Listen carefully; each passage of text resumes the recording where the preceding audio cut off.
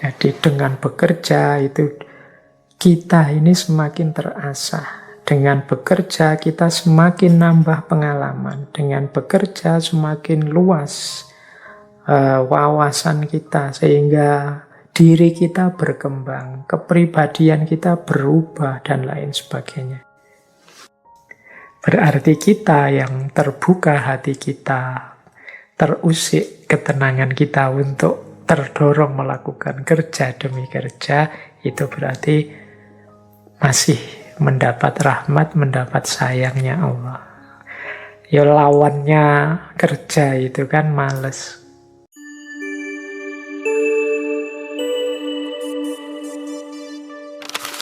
Assalamualaikum warahmatullahi wabarakatuh. Bismillahirrahmanirrahim. Alhamdulillahi rabbil alamin. Assalatu wassalamu ala asyrafil anbiya'i wal mursalin Sayyidina wa maulana Muhammadin wa ala alihi wa ashabihi wa man tabi'ahum bi ihsanin ila yaumiddin. Amma ba'du. Bismillah, teman-teman. Mari kita lanjutkan belajar bersama kita. Kita lanjutkan ngaji filsafat kita di tema bulan ini yang membahas tentang pengenalan diri manusia. Jadi malam hari ini tema kita adalah tentang kerja. Ya betapapun kajian-kajian seperti ini ya hakikatnya mungkin membuka jalan, menunjukkan apa yang harus kita lakukan atau apa yang hendaknya kita hindari. Manfaat atau tidak, ya pada akhirnya tergantung kita semua. Mau jalan benar mengikuti pintu yang sudah terbuka, yang sudah kelihatan yang harus kita lakukan atau tidak. Atau kita ya diam saja. Atau kita biarkan jalan begitu saja. Jadi betapapun ajaran, tuntunan, para guru, para mursyid, para ustadz, itu kan hakikatnya mereka yang menunjukkan jalan. Manfaat terbesar dari aktivitas-aktivitas seperti itu ya kita mau jalan benar apa enggak. Jadi meskipun sudah ditunjukkan jalan, rutenya jelas, mapnya, GPS-nya jelas, kalau kita enggak kunjung jalan ya map atau peta tadi jadinya kurang manfaat. Baik, kita lanjutkan. Kita mulai tema kita malam hari ini, yaitu tentang kerja. Langsung kita masuk ke Homo faber.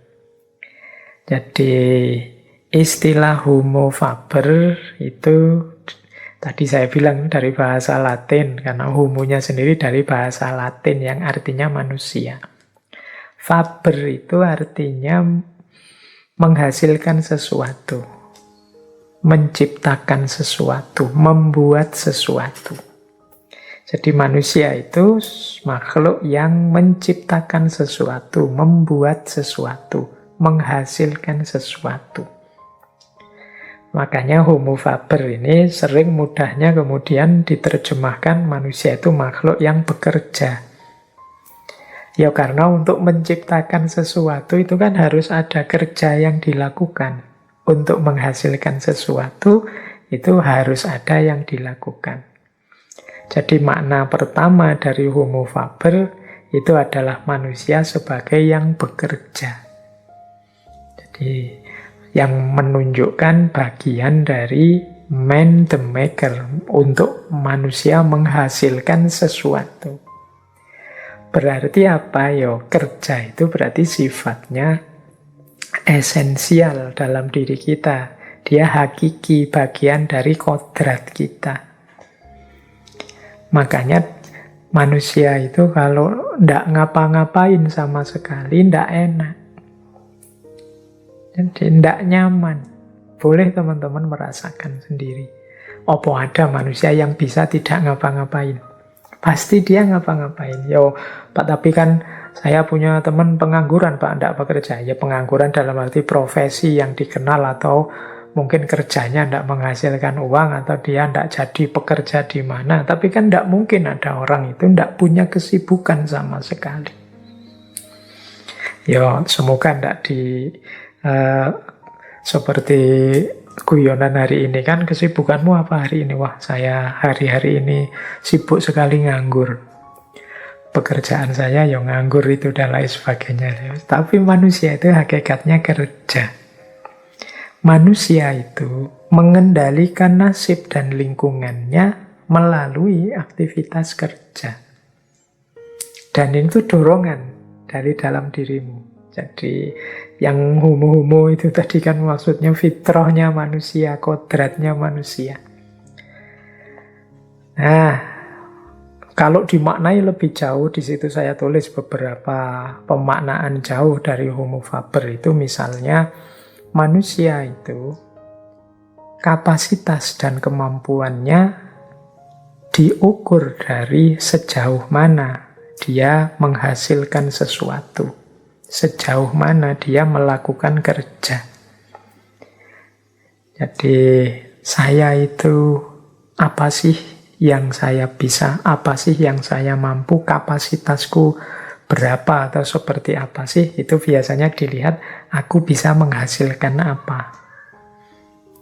apa yang bisa aku lakukan yang membuahkan sesuatu. Nah, ini bagian dari Homo faber.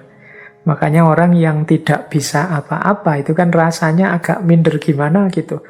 Wah, saya itu rasanya kok tidak bisa apa-apa. Itu kan teman-teman rasanya minder. Itu karena bagian dari dorongan makna diri kita sebagai makhluk yang bekerja atau menghasilkan sesuatu. Bahkan lebih jauh, manusia itu mampu mengenali dirinya dari apa yang mereka kerjakan. Jadi kalau kita ingin memahami siapa kita, ya yang kita lakukan kan merenungi diri kita. Kalau teman-teman cermat, sebenarnya merenungi diriku itu yang direnungi apa sih? Sebagian besar bahan atau materi renungan itu adalah apa yang kita kerjakan, apa yang kita lakukan. Kalau teman-teman bertanya pada diri sendiri, siapa sih aku itu? Itu kan teman-teman membaca apa yang aku lakukan selama ini. Jadi kita itu mengenali diri kita dari apa yang sebelumnya kita kerjakan. Aku kok orangnya gerusa-gerusu ya? Aku kok orangnya lambat ya? Aku kok orangnya tidak sabaran ya? Aku kok orangnya... Ini kan kualitas-kualitas dari kerja, aktivitas sehari-hari yang kita lakukan. Jadi itu antara lain makna dari Homo faber.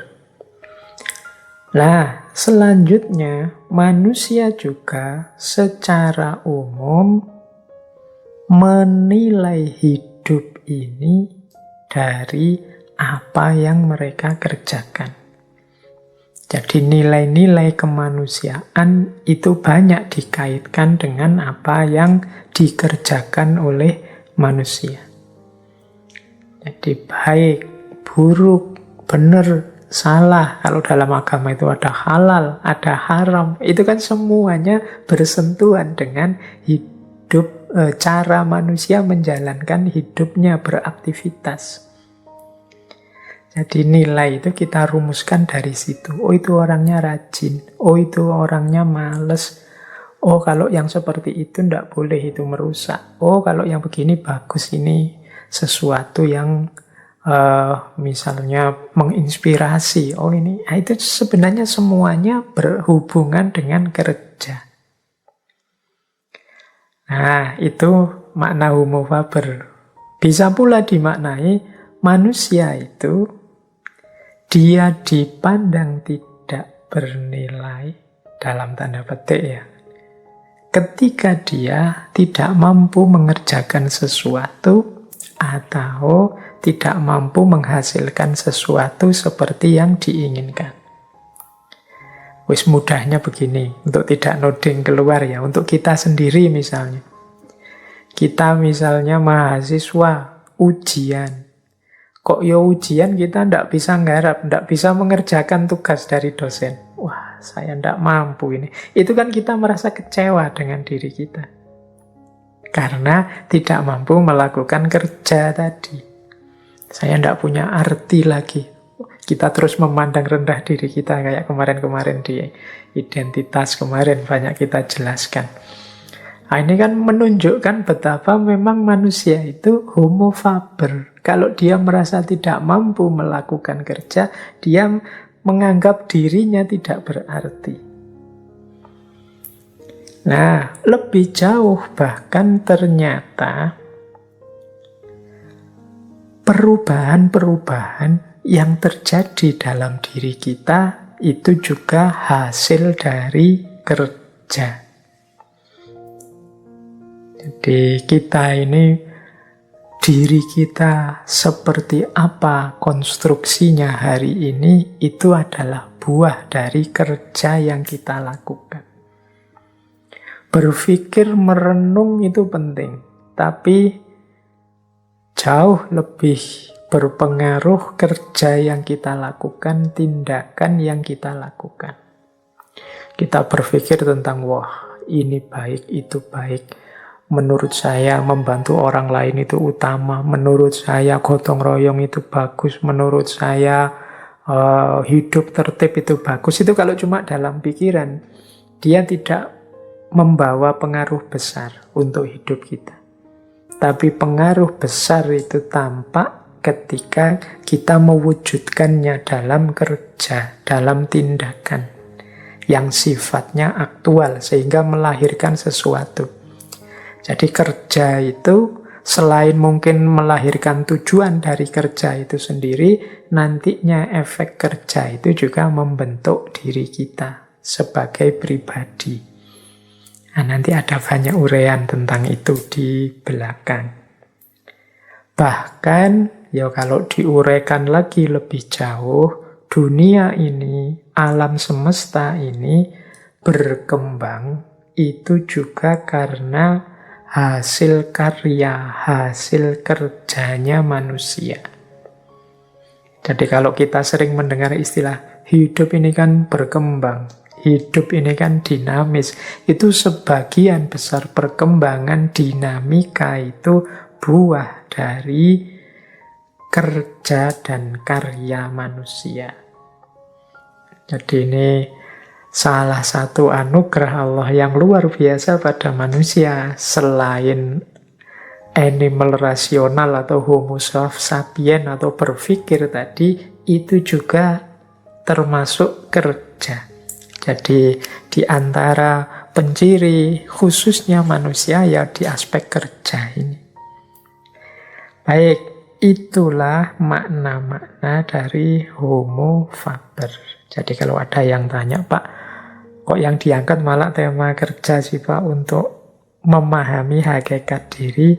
Ya karena memang bagian dari kedirian manusia itu ya aspek kerja ini. Meskipun saya tahu di pikiran teman-teman kalau saya ngomong kerja itu mesti yang terbayang kerja apa, saya besok profesiku apa, saya harus melamar kerja kemana, kan hanya itu. Makanya sering orang kemudian merasa tidak nyaman ketika membahas kerja ini karena diasumsikan kerja itu mesti nanti menyinggung diriku yang masih nganggur atau yang masih gamang dengan kerjaku di masa depan, profesiku di masa depan. Ya, semakin kita pahami nanti kan kita semakin pas cara memposisikan dunia yang kita labeli dengan istilah kerja ini. Jadi tidak masalah ya teman-teman, justru kegelisahan atau ketidaknyamanan ketika membahas tema kerja ini menunjukkan betapa memang ada semacam dorongan kodrati dalam diri kita setiap manusia untuk menghidupkan unsur kerja sebagai bagian dari tugas dan amanat kita di muka bumi. Baik, kita lanjutkan. Itu tadi beberapa perspektif dalam sejarah ya. Kalau dari filsafat juga banyak pandangan-pandangan tentang kerja ini. Secara umum saya ambilkan misalnya 3 tokoh filosof, misalnya John Locke, Hegel, Karl Marx. Ini 3-tiganya pernah ya kita bahas di ngaji filsafat. John Locke misalnya menganggap pekerjaan itu merupakan sumber untuk kita bisa memperoleh hak milik pribadi. Nah, ini definisi ini yang paling sering kita pakai kan. Kita bekerja apa? Untuk memperoleh sesuatu. Untuk mendapatkan sesuatu. Ini berarti kita mengikuti perspektifnya John Locke. Ada yang lebih dalam. Hegel. Kalau menurut Hegel, pekerjaan itu membawa manusia menemukan dan mengaktualisasi dirinya.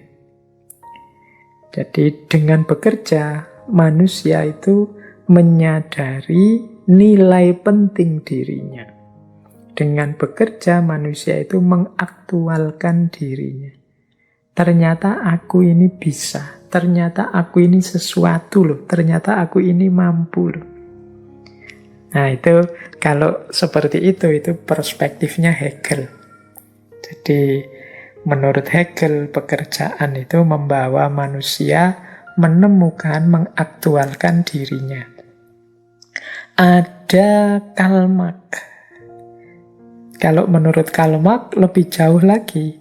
Tidak hanya pekerjaan itu, tidak hanya untuk manusia memahami atau menemukan dirinya.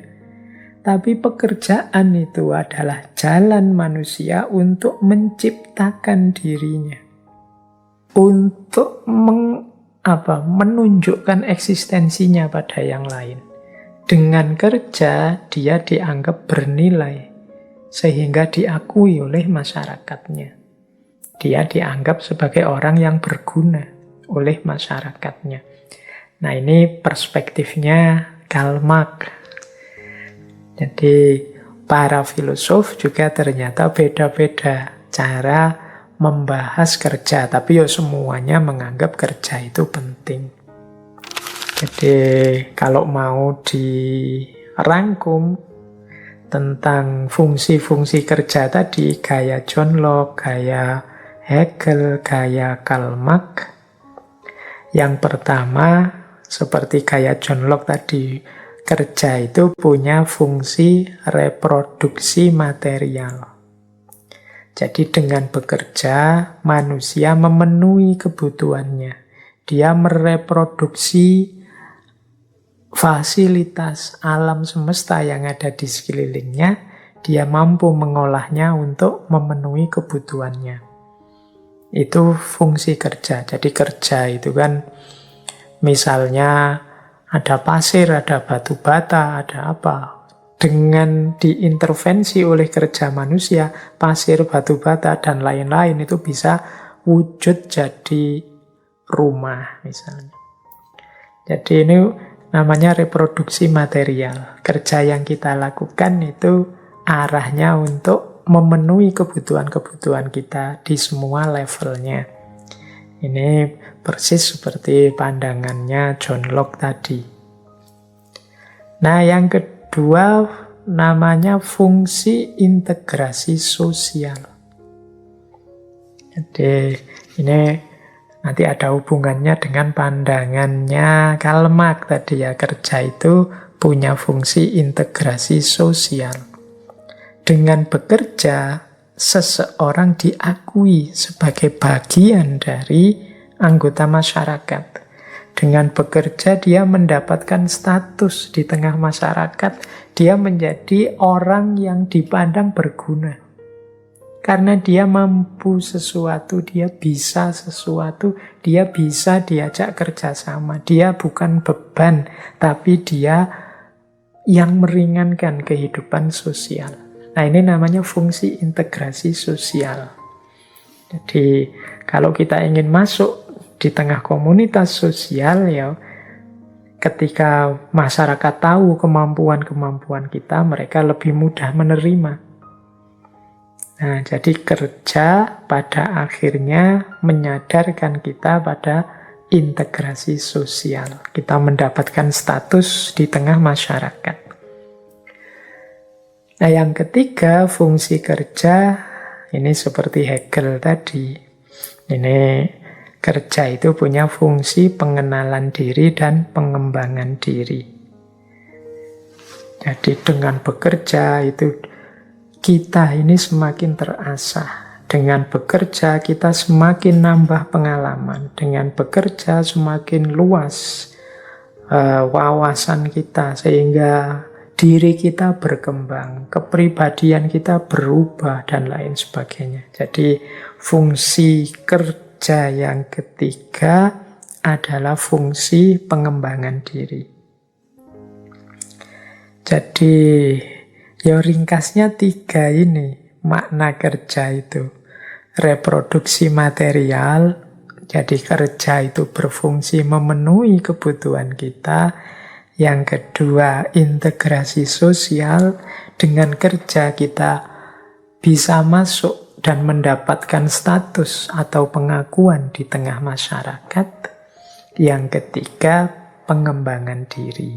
Dengan bekerja, kita juga bisa membentuk diri kita secara kreatif seperti yang kita inginkan.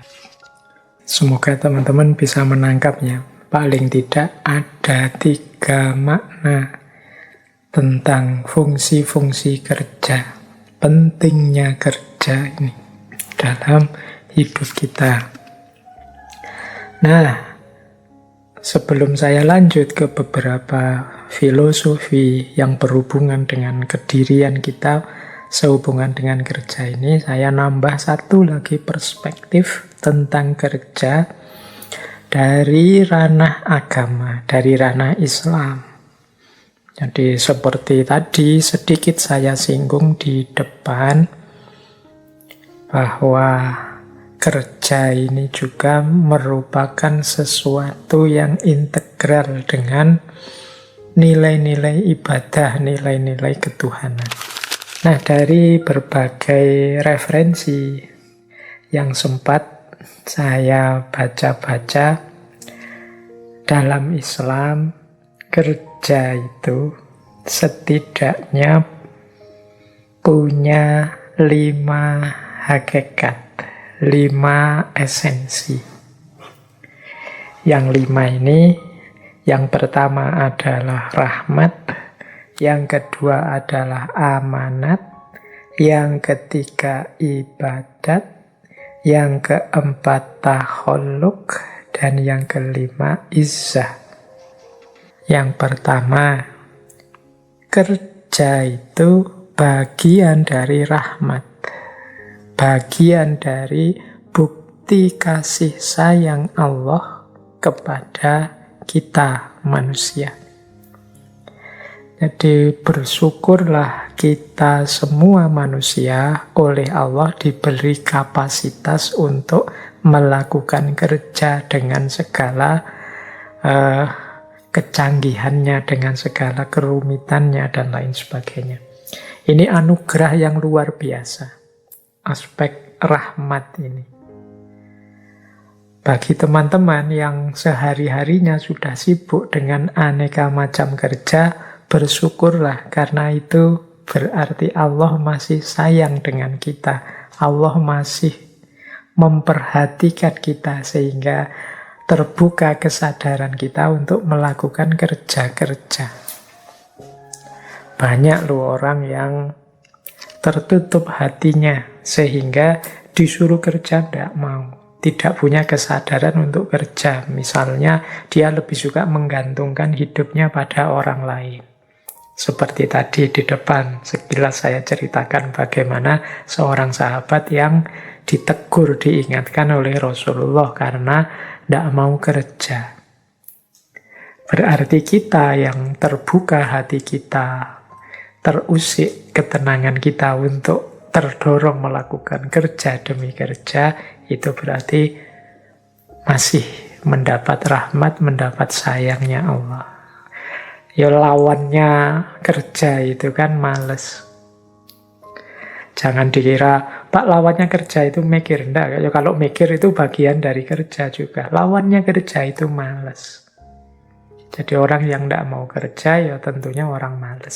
Salah satu sifat yang tercela, kasal.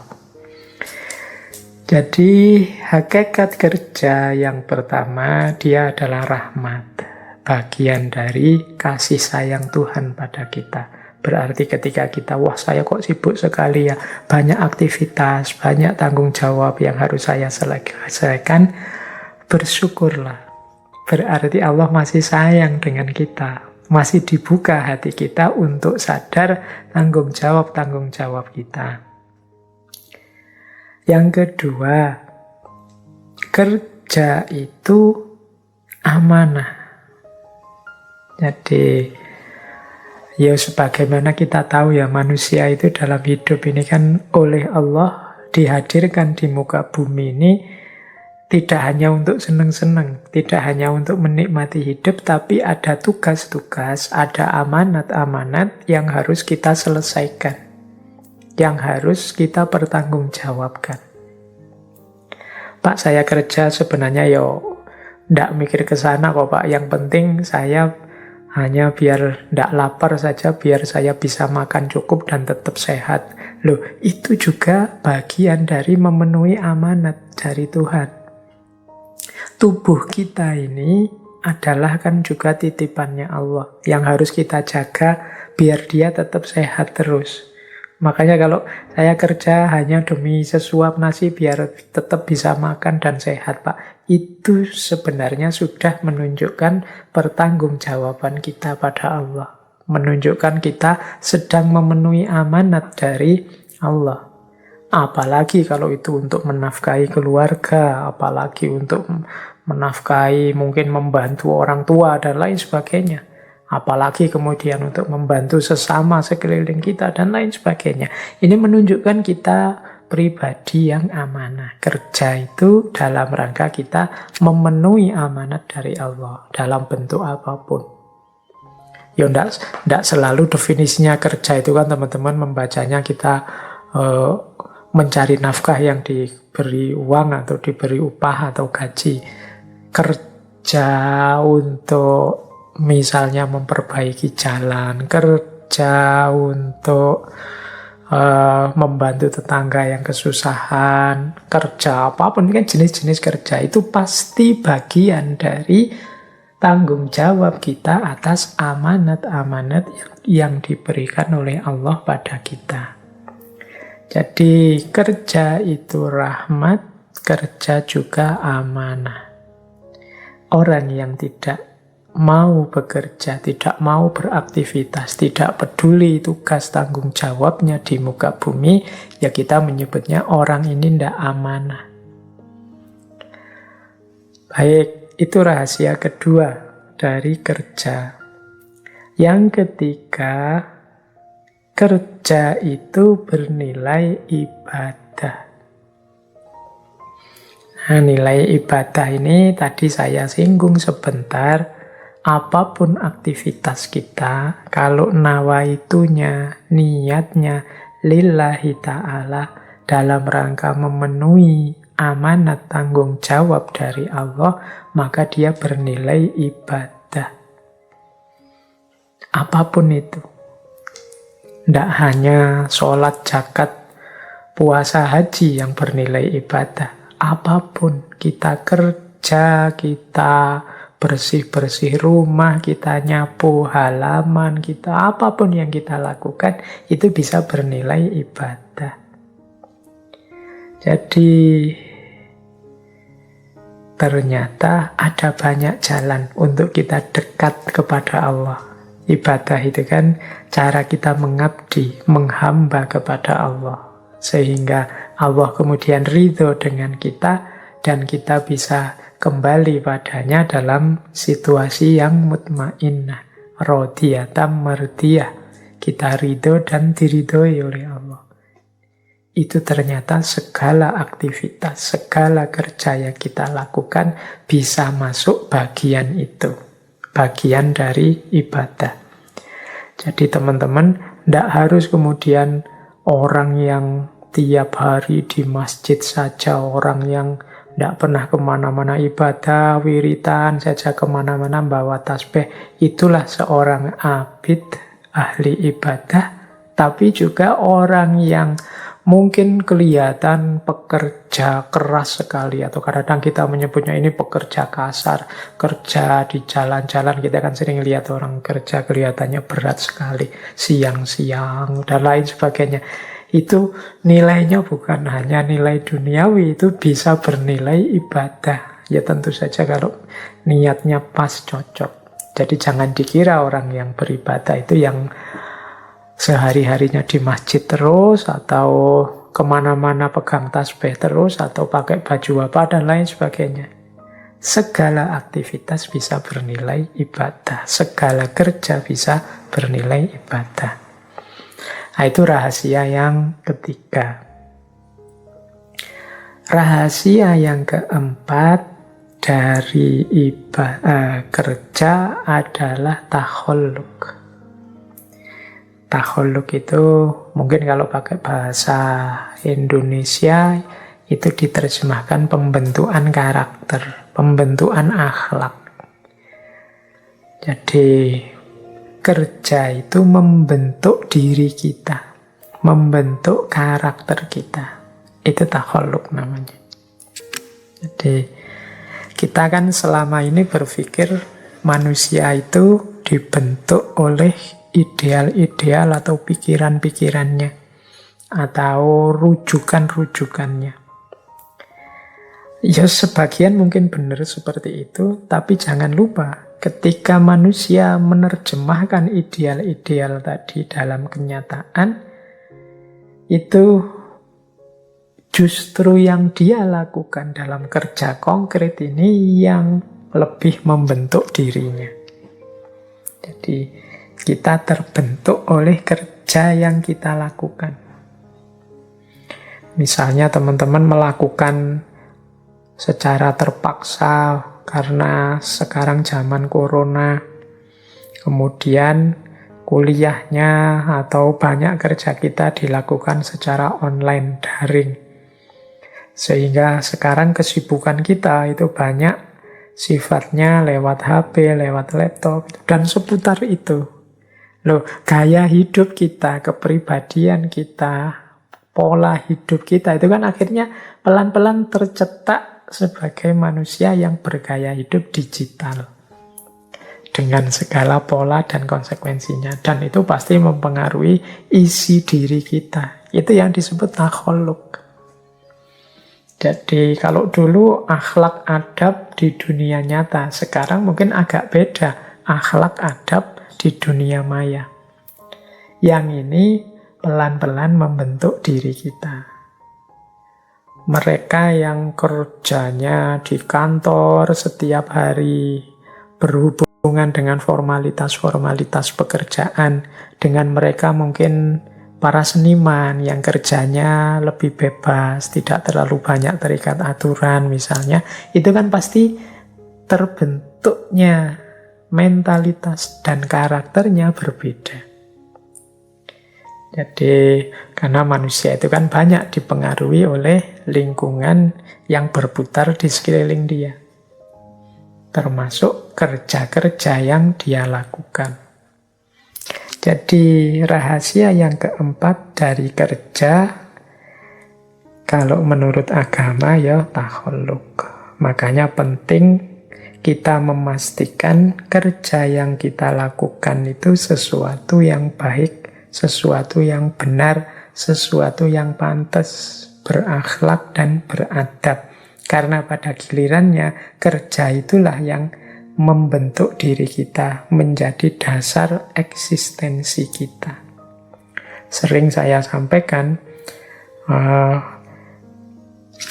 bahwa manusia itu hakikat dirinya itu bukan sesuatu yang harga mati. Dia terbentuk oleh kebiasaan-kebiasaan. Ya kebiasaan itu kan berarti aktivitas-aktivitas, kerja-kerja yang dia lakukan secara rutin dan kontinu. Orang yang terbiasa bohong, ya dia jiwanya terbentuk jadi pembohong. Yang aktivitas kerjanya menuntut dia sering bohong, terbentuk jadi pembohong. Demikian juga sebaliknya. Inilah yang dimaksud bahwa kerja bernilai takhalluk. Yang kelima, kerja juga berhubungan dengan izzah, kehormatan diri. Jadi, status kita di tengah masyarakat. Ini seperti yang kita jelaskan tadi ya sebelumnya, bahwa kerja itu berpengaruh terhadap pengakuan, penerimaan, dan status kita di tengah masyarakat. Jadi kerja itu punya unsur izzah. Di tengah masyarakat kan sering dianggap tidak utama atau dianggap tidak pantas kok ada orang misalnya tanggung jawabnya banyak, sudah punya keluarga atau anak yang jadi tanggungannya, tapi kok dia malah tidak mau kerja. Itu kan statusnya rendah di tengah masyarakat. Atau orang yang tergantung pada orang lain, tidak bisa memenuhi kebutuhannya sendiri, menunggu pemberian orang lain. Nah ini, orang seperti ini itu bisa kehilangan harga dirinya, kehilangan izzahnya. Maka di antara rahasia dan makna kerja itu izzah. Orang yang banyak kemampuan, banyak kebisaan, aktif melakukan berbagai aktivitas, itu keberadaannya lebih diakui di tengah masyarakat. Dia juga dipandang orang yang punya nilai, orang yang bernilai. Dibandingkan orang yang mungkin, kalau bahasanya anak-anak hari ini ada istilah rebahan saja. Jadi tidak ngapa-ngapain. Tidak ada sesuatu yang keluar dari dirinya. Tidak aktif, tidak produktif. Ya ini di tengah masyarakat itu mungkin dia dianggap, kalau bahasa Arab itu ada pepatah wujuduhu ka'adamihi. Wujuduhu ka'adamihi itu dia ada atau keberadaannya dianggap tidak ada. Jadi dia ada dianggap tidak ada. Wujud tapi dianggap adam. Adam pakai ain ya, bukan pakai alif. Nanti disamakan dengan Nabi Adam. Adam itu artinya tidak ada. Jadi wujuduhu ka'adamihi itu keberadaannya sama seperti dia tidak ada. Kamu ada atau tidak nambah apa-apa. Tidak memberikan apa-apa, tidak berkontribusi apa-apa. Mungkin karena malas, karena tidak mau ngapa-ngapain. Oh itu kan izzah, harga diri. Tidak enak kan kita kalau dipandang rendah oleh orang lain seperti itu. Maka ya ternyata kerja itu memang penting. Maknanya dalam. Dia adalah rahmat, dia adalah amanat, dia adalah ibadah, takhalluk, dan izzah. Itulah makna dari kerja.